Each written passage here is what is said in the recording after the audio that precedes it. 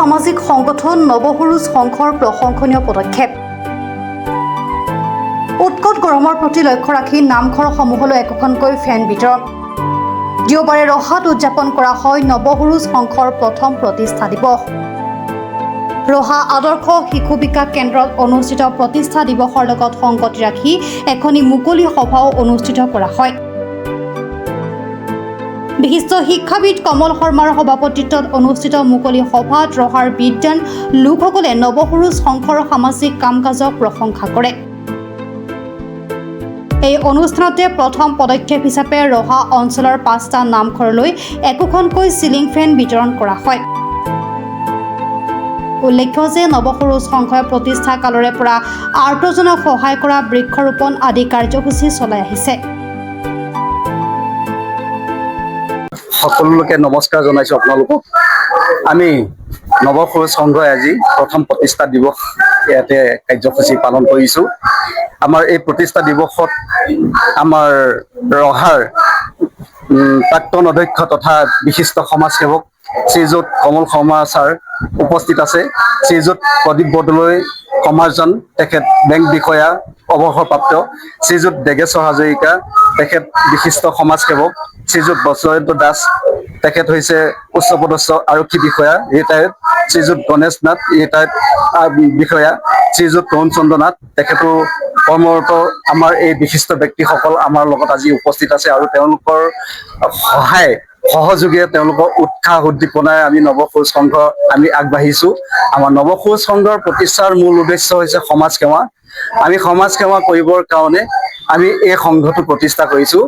তাৰ লগত সংগতি ৰাখি আমি প্ৰতি বছৰে আমি বিভিন্ন ধৰণৰ সমাজ সেৱাৰ লগত জড়িত বিভিন্ন কাম কৰিছো, যেনে আপোনাৰ আৰ্তজনক সহায় কৰা।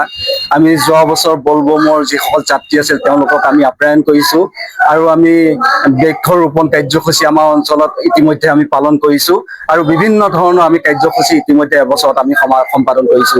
যোৱা বছৰ আমি সূৰ্য থিয়েটাৰৰ যোগেদি ৰাইজৰ বিপুল সহায়েৰে ৰহাৰ মাজত আমি যি লাভান্বিত হৈছিলো তাৰ অংশস্বৰূপে সেই কামবিলাক কৰিছিলো আৰু লগতে তাৰ অংশস্বৰূপে আজি প্ৰতিষ্ঠা দিৱসত আমাৰ অঞ্চলৰ যিমান নামঘৰ আছে সকলো নামঘৰলৈ একোখনকৈ চিলিং ফেন আমি আজি আগবঢ়াইছো আৰু এই গোটেই অনুষ্ঠানটো আমাৰ বিশিষ্ট আমাৰ ছাৰ আমাৰ শিক্ষক শৰ্মা ছাৰে তেখেতে শুভাৰম্ভ কৰিছে আৰু বিশিষ্ট আমাৰ দেগেশ্বৰ হাজৰিকাদেৱ তেখেতে শুভাৰম্ভ কৰি বন্তি প্ৰজ্বলন কৰি আমাৰ ভূপেন হাজৰিকা আৰু জুবিন গাৰ্গৰ প্ৰতিমূৰ্তিত বন্তি প্ৰজ্বলন কৰিছে আমাৰ বিশিষ্ট সমাজসেৱক শ্ৰীযুত হাজৰিকা ডাঙৰীয়া দেৱে আৰু আমাৰ সকলোৰে সহযোগত আজি এই অনুষ্ঠানটো সুন্দৰভাৱে সম্পাদন হৈছে।